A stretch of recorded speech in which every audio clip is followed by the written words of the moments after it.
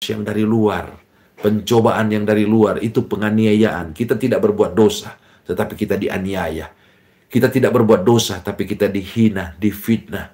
Kita menerima caci maki. Kita dibenci, sama seperti Yesus, dibenci tanpa alasan. Dia menolong orang lain. Dia mengasihi orang lain. Dia mengampuni orang lain. Dia berbuat baik. Dia berkorban bagi orang lain. Tapi dia masih dibenci oleh ahli Taurat dan orang Farisi. Itu berarti dia mengalami penganiayaan dari luar, perasmos dari luar. Dia hidup benar, tetapi dia dicobai oleh iblis di padang gurun. Dalam kehidupan kita, kita juga tidak luput daripada penganiayaan yang seperti ini atau pencobaan yang seperti ini. Saya dan saudara telah hidup benar, telah hidup kudus, kita setia, bahkan kita memberi 1/10 daripada penghasilan kita. Kita setia beribadah, bersaksi, memberitakan Injil. Kita menjadi kepala keluarga, menjadi ibu rumah tangga yang baik. Kita menjalankan tanggung jawab kita dengan sebaik mungkin, tetapi kita masih difitnah, dihina, dimaki, dihakimi. Kita masih dianiaya. Gereja kita dibubarkan, tidak boleh lagi kita memberitakan firman, tidak boleh lagi kita memberitakan Injil. Ini merupakan perasmos yang dari luar, pencobaan yang dari luar, atau penganiayaan yang datangnya dari luar. Firman Tuhan berkata, berbahagialah orang yang berduka cita, berbahagialah orang yang dicobai seperti ini, orang yang dianiaya seperti ini, karena mereka akan dihibur. Kita akan dihibur oleh Tuhan. Firman Tuhan berkata, salah satu yang akan menghibur adalah ayat firman Tuhan yang diajarkan oleh Tuhan Yesus. Di dalam ayat yang ke-10, Matius pasal yang 5 ayat yang ke-10, berbahagialah orang yang dianiaya oleh sebab kebenaran, karena mereka lah yang mempunyai kerajaan sorga. Berbahagialah kamu jika karena aku, kamu dicela dan dianiaya dan kepadamu difitnahkan segala yang jahat.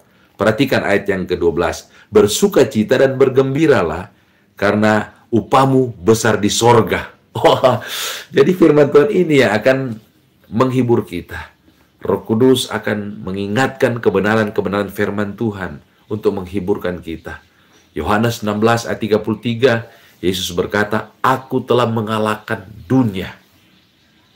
Firman Tuhan berkata, kalau kita tidak menuruti mata kita, keinginan daging kita, keangkuhan hidup tidak menjadi bagian dalam kehidupan kita, maka kita tidak akan goyah sampai selama-lamanya. Dunia ini akan lenyap dengan segala keinginannya, tetapi orang-orang yang melakukan kehendak Bapa di surga akan tetap teguh, tidak akan goyah sampai selama-lamanya. Jadi kita akan dihibur dengan ayat-ayat firman Tuhan ini. Kemalangan orang benar itu banyak, tetapi Tuhan akan melepaskan kita. Itu janji Tuhan. Singa-singa muda berhada kelaparan, tetapi orang-orang yang takut akan Tuhan tidak akan kekurangan sesuatu pun yang baik. Oh, luar biasa. Sekalipun kita berjalan dalam lembah kekelaman, kita tidak perlu takut karena gada Tuhan dan tongkat Tuhan itu yang menyertai aku. Pencobaan-pencobaan yang kita alami itu pencobaan-pencobaan biasa. 1 Korintus 10 ayat yang ke-13. Yang tidak diberikan melampaui batas kekuatan kita. Sebab Allah setia dan Allah akan memberikan jalan keluar sehingga kita mampu mengatasinya. Ini bentuk penghiburan-penghiburan yang datangnya dari Tuhan. Tuhan akan menghibur kita dengan firman Tuhan ketika kita dicobai, ketika kita dianiaya. Dan kita berduka cita. Memang di satu sisi kita berduka cita, kita bersedih. Tetapi itu bukan di hadapan orang lain. Bukan mengeluh kepada orang lain, bukan curhat kepada orang lain ketika saudara diperlakukan dengan tidak benar, dengan tidak baik. Kecuali mungkin saudara punya gembala sidang, pengerja gereja yang memang punya karunia untuk menasehati, punya karunia untuk mengajar, saudara bisa curhat. Tetapi jangan sembarangan kita curhat akan pergumulan kita kepada orang lain, nanti dia sebarkan itu, dia ceritakan itu, sehingga kita bukan terhibur, kita semakin dipermalukan. Jangan kita sembarangan curhat. Tetapi yang paling utama, ingat, Tuhan itu bersemayam di tempat yang kudus, di tempat yang tinggi, bersama-sama dengan orang yang remuk hati, orang yang hancur hati. Kalau saudara punya pergumulan, saudara diperlakukan tidak adil, saudara mengalami perasmos yang dari luar, penganiayaan, pencobaan, saudara berduka cita, saudara bersedih, tetapi curahkan itu di hadapan Tuhan. Dalam doa-doa pribadi, berduka cita di hadapan Tuhan. Remuk hati, hancur hati di hadapan Tuhan. Serahkanlah segala kekhawatiranmu kepada Tuhan. Rasul Petrus berkata, dan Dia akan memelihara kita. Kalau kita serahkan kepada Dia. Dan bukankah Tuhan juga yang menawarkan kepada kita dalam Matius pasal yang ke-11. Marilah kepadaku, hai kamu yang letih lesu dan berbeban berat. Aku akan memberikan kelegaan kepadamu. Pikulah kuk yang kupasang, sebab kuk yang kupasang itu enak dan bebanku pun ringan. Kita datang kepada Tuhan.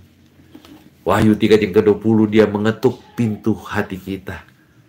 Kita datang kepada Tuhan. Karena Dia mengetuk pintu hati kita, kita bukakan pintu.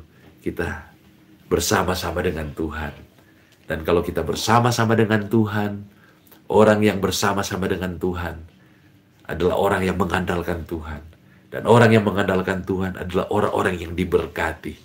Jadi pada pagi hari ini kita diingatkan akan arti daripada berbahagialah orang yang berduka cita. Berduka cita itu kalau kita dalam kelemahan kita jatuh dalam dosa, kita berduka cita. Dan duka cita itu akan menghasilkan pertobatan. Kita bertobat, minta ampun dosa kepada Tuhan. Dan kita juga bisa berduka cita karena kita diperlakukan dengan tidak adil. Perasmus yang dari luar, penganiayaan datang. Penghakiman yang dari luar datang. Padahal kita hidup benar. Kita berduka cita atas apa yang dilakukan oleh orang lain kepada kita. Kita harus berduka cita. Ya. Dan membawa itu kepada Tuhan. Karena apa? Karena kita tidak boleh membalas kejahatan dengan kejahatan, caci maki dengan caci maki. Kita tidak akan berduka cita, kita tidak akan dihibur oleh Tuhan, dibela oleh Tuhan, kalau kita membalas penganiayaan itu dengan aniaya. Ingat apa yang Yesus katakan kepada Petrus, sarungkan pedangmu. Karena barang siapa menggunakan pedang, dia akan binasa oleh pedang. Kita benar. Tidak ada kesalahan dalam diri kita, dan orang lain menampar kita, orang lain menganiaya kita. Ketika kita membalas tamparan, ketika kita membalas kejahatan, hinaan, fitnahan, dengan hinaan dan fitnahan, caci maki dan caci maki, maka Tuhan tidak akan menghibur kita. Karena kita justru menjadi pelanggar firman Tuhan. Kita jadi orang berdosa, jadi sama seperti Dia.